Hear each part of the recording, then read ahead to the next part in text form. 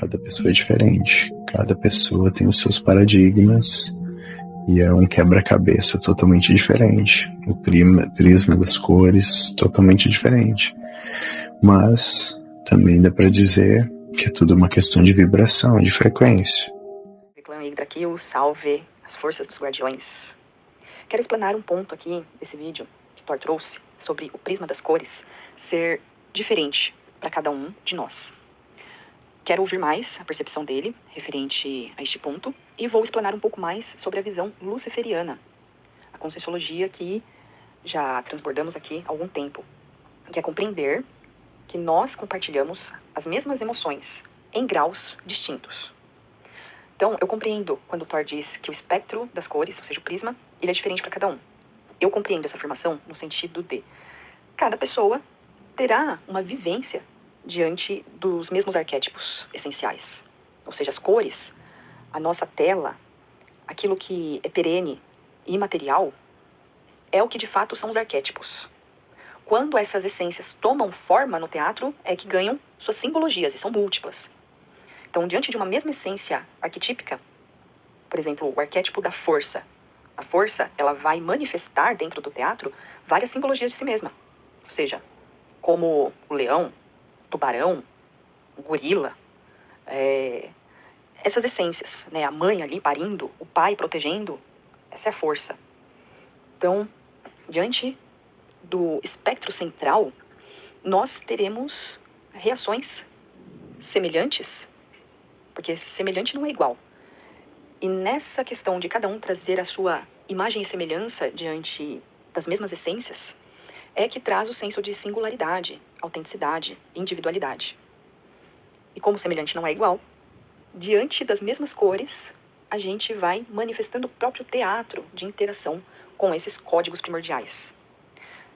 Compreendendo isso, a gente entende que o espectro das cores é de fato diferente para cada um, ou cada um desenvolve a sua maneira de interagir com estes princípios que constituem a todos nós, que são as cores centrais, os 7 raios que se manifestam dos nossos chakras e se redobram em mais chakras, ou seja, em mais cores, porque vão se misturando, e no degradê, no intervalo das cores centrais, nós temos o nascimento de ainda mais essências se entrelaçando, ganhando vida, através dessas cores iniciais, que a gente vê no arco-íris, que a gente percebe como emoções, que vão se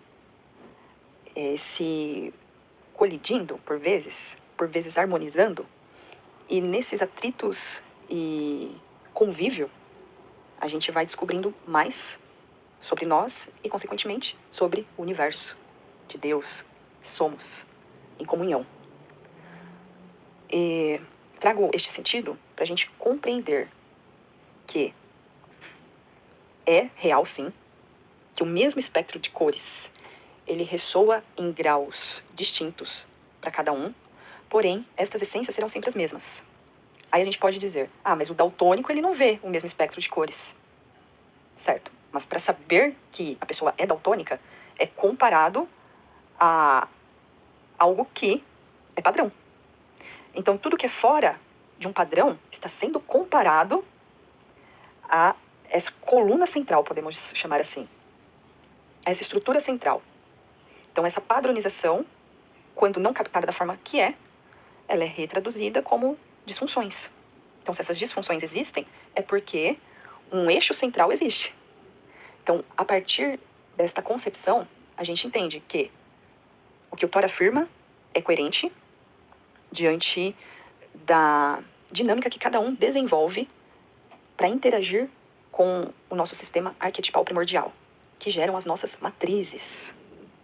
Aí sim, essas matrizes é que se geram de formas singulares para cada um, porque corresponde à nossa individualidade e à nossa construção cultural em relação ao ambiente. Então, o que eu trago é possível cada um perceber esta centralidade, essas essências, de forma semelhante ou muito distinta, porém, independente da forma que nós captemos essas essências, elas sempre serão as mesmas. Então, uma mesma energia arquetípica ela tem múltiplas simbologias de si mesma no tempo. Então, como nós captamos de formas semelhantes as vibrações que nos constituem, de fato, não seremos completamente iguais diante desses impulsos. Mas é sempre reconhecível por todos nós as mesmas emoções. As mesmas cores. 7/12 passos da consciência.